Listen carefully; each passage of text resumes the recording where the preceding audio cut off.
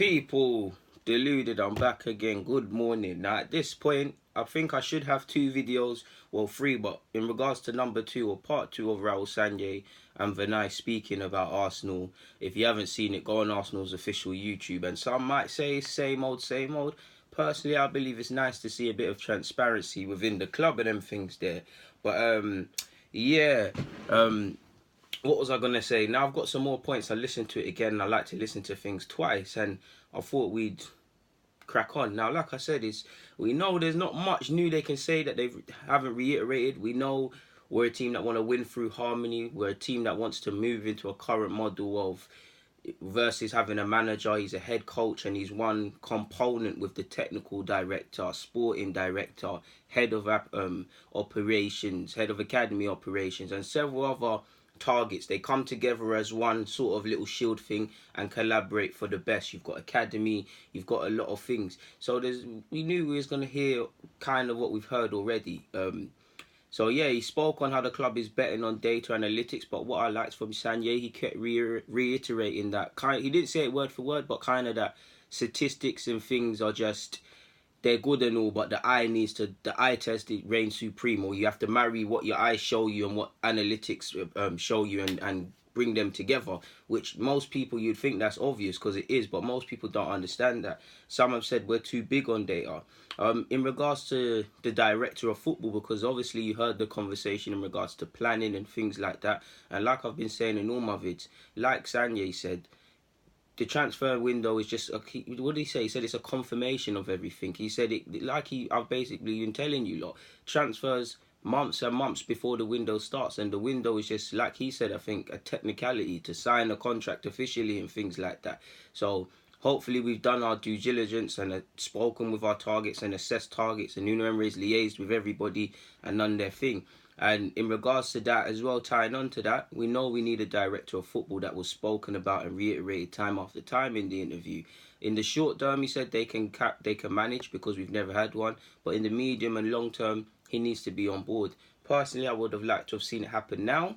But it just reiterates the point. Obviously, they can go without him, but when you want to make long-lasting changes or significant changes or things that can impact for the better, how much change can you make without kind of crippling the man you want to come in?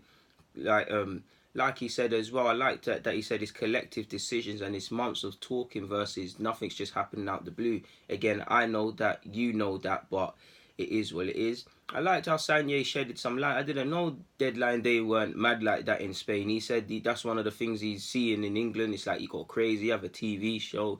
He said that's a bit of a cultural shock. So I didn't even hear that. He said Aaron Ramsey's contract negotiations would have possibly imbalanced his side. And I must admit, you can say yes because you look at Ozil, Mkhitaryan's contracts, Ramsey, Aubameyang and Lacazette, and regardless of what you feel about these players, and Guendouzi and probably Torreira soon, they're probably the players in line next for contract renewals or contract deals. That's going to complicate things because regardless of what you think of these players, they're going to say, but Mickey, Ozil are on this. Hang on, I'm Lacazette or I'm Aubameyang. I'm the top goal scorer, or I've scored 13 goals, 10 assists in the league, and some of them have been decisive moments. What are you going to say to me?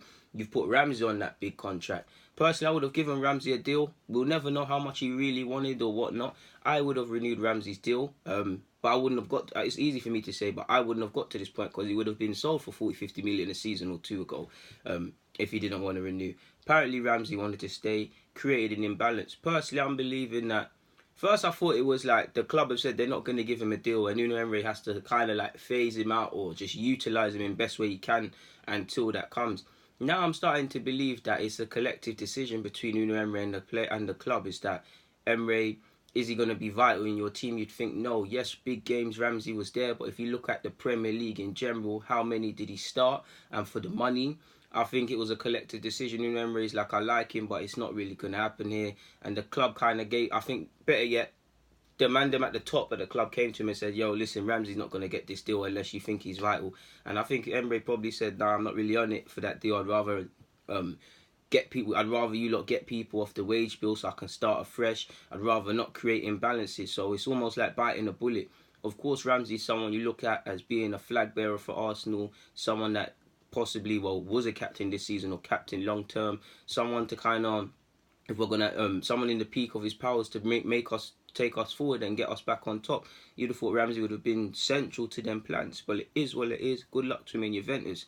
I like that he kept reiterating academy, and it's dangerous because most fans will take it a different way. But he name dropped the Ajax sides, the Munich sides, the Barca sides, the legendary clubs. They've all got a strong attachment to the academy, and that's something. It's Unai Emery's first season, so how much can he do in terms of academy work? But I and a lot of Arsenal fans, especially with the way our playing staff is at the moment, would have liked to have seen more chances afforded to a couple of players throughout last season. Yeah, man. He's also, again, he spoke about the need for a technical director, close contract with the coach, and the alignment, knowing who's in the first team and out of the first team, what's coming out of the academy, and then collaborating it with Emery and saying, yo, listen, we don't need to buy in this area, or we don't need two because there's one from the academy and you can bring one in. Do you get it? Also, having to work with agents and agents in the market. Of course, all of these roles interlapped, but it's nice to see. It was nice to see the little infographic of the women's team, academy, data structure, and all the other things that went involved, man. So it was good. It was good to see. It was really good to see, man. But that's all I really took from it. On top of the other vid I've said, people, it was a good 24 minutes from Raul and Vinai, so. Thank you for both of them for coming out and doing that. 'Cause I never had to do that. On that note, though, I'm gonna keep it pushing. People, DG.